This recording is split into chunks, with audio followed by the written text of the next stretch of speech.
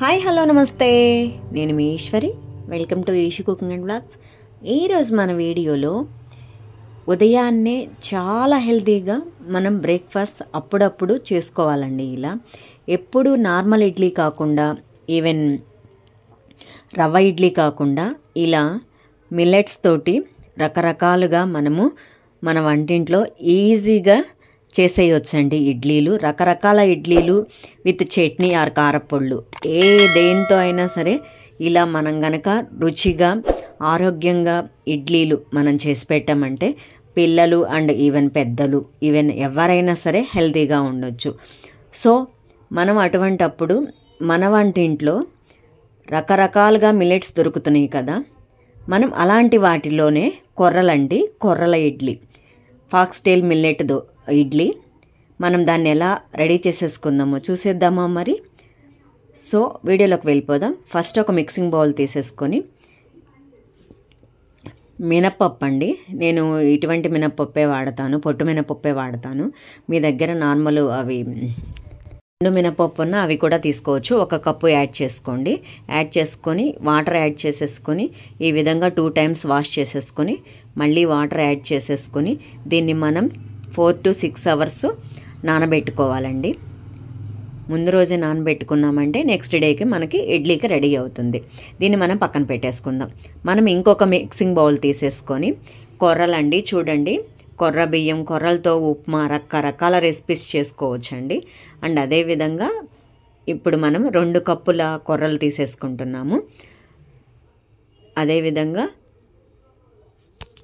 మెంతులండి, ఒక 1/2 spoon add చేస్తున్నాను.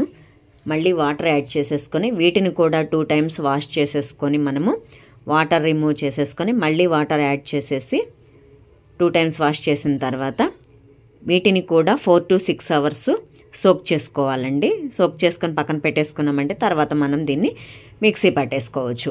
ఇలా ఒక్కసారి 2 టైమ్స్ వాష్ చేసేసుకొని ఈ విధంగా వీడియోలో చూపిస్తున్న విధంగా, ఎందుకంటే వాటిలో ఏమైనా డస్ట్ ఉన్నా వెళ్ళిపోతుంది. మంచిగా వాష్ చేసుకున్న తర్వాత మళ్ళీ వాటర్ యాడ్ చేసేసుకొని మూత పెట్టేసుకొని మనము వీటిని నానబెట్టేసుకుందాం 4 to 6 అవర్స్. 4 to 6 అవర్స్ తర్వాత చూడండి మినప్పప్పు బాగా నాననివ్వండి. చూడండి ఇప్పుడు మనం పొట్టు తీసేసుకొని దీన్ని మనం పక్కన పెట్టేసుకుందాం.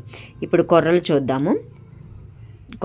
కొర్రలు కూడా 6 అవర్స్ తర్వాత చూడండి ఎంత బాగా నానినవో.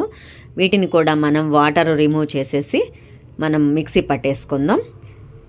ఇప్పుడు మనం మినపప్పు పొట్టు మొత్తం బాగా తీసేసుకొని వాటర్ తీసేసుకొని ఇప్పుడు మిక్సీ జార్లోకి యాడ్ చేసేసుకొని ముందు దీన్ని మిక్సీ పట్టేసుకుందాం. కొంచెం వాటర్ మీకు సరిపడా లిటిల్ వాటర్ యాడ్ చేసేసుకొని మిక్సీ పట్టేసుకోండి.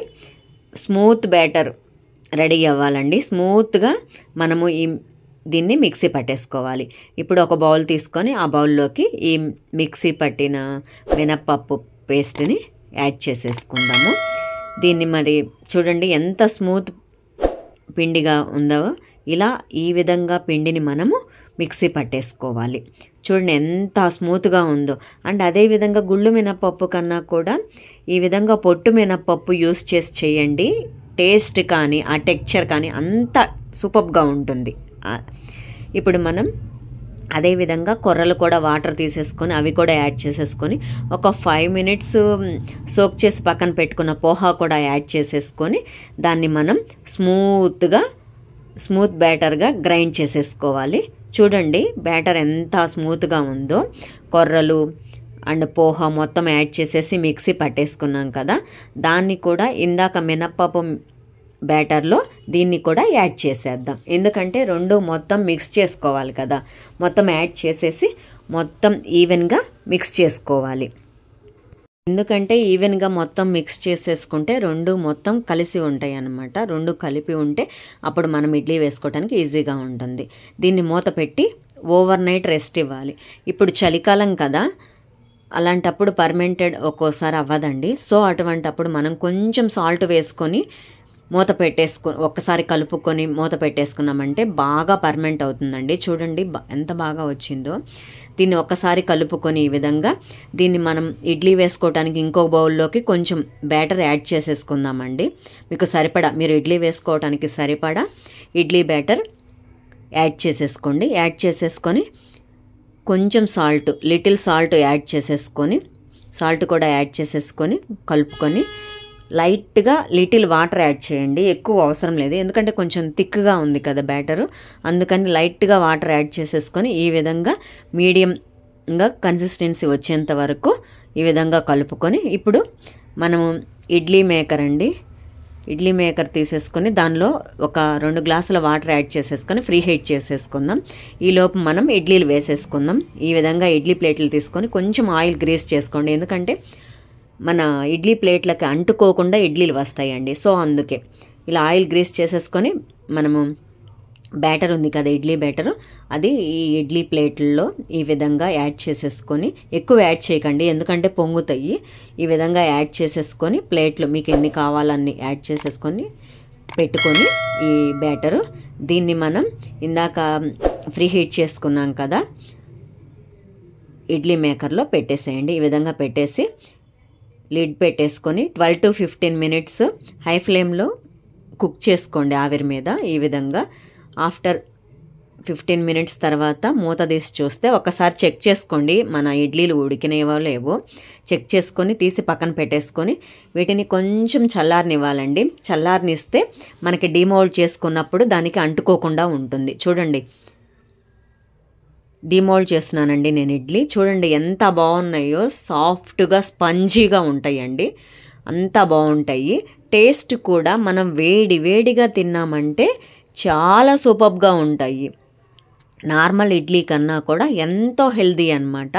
ఈవెన్ ఒక 2-3 తిన్నా చాలు మనకి, అంత ఆరోగ్యంగా ఉంటుందన్నమాట. సో లేట్ ఎందుకు, ఇలాంటి రెసిపీ మీరు కూడా రెడీ చేసేసి మీరు మీ పిల్లలకి అండ్ మీ ఇంట్లో వాళ్ళందరూ హ్యాపీగా తినేసేయండి. ఈ రెసిపీని మీరు రెడీ చేసేసి మీకు ఎలా కుదిరిందో కామెంట్ సెక్షన్లో తప్పకుండా షేర్ చేయండి. అండ్ ఇలాంటి మంచి రెసిపీస్ కోసం నా ఛానల్ని తప్పకుండా సబ్స్క్రైబ్ చేయండి. అండ్ అదేవిధంగా మీరు ఇలాంటి రెసిపీస్ ఎప్పుడూ మీ పిల్లలకి ఇవ్వండి. అండ్ మీరు, మీ పిల్లలు, మీ కుటుంబం అంతా ఆరోగ్యంగా ఉండండి. నా రెసిపీస్ కనుక మీకు నచ్చినట్లయితే లైక్ చేయండి, షేర్ చేయండి, సబ్స్క్రైబ్ చేయండి. Thank you for watching.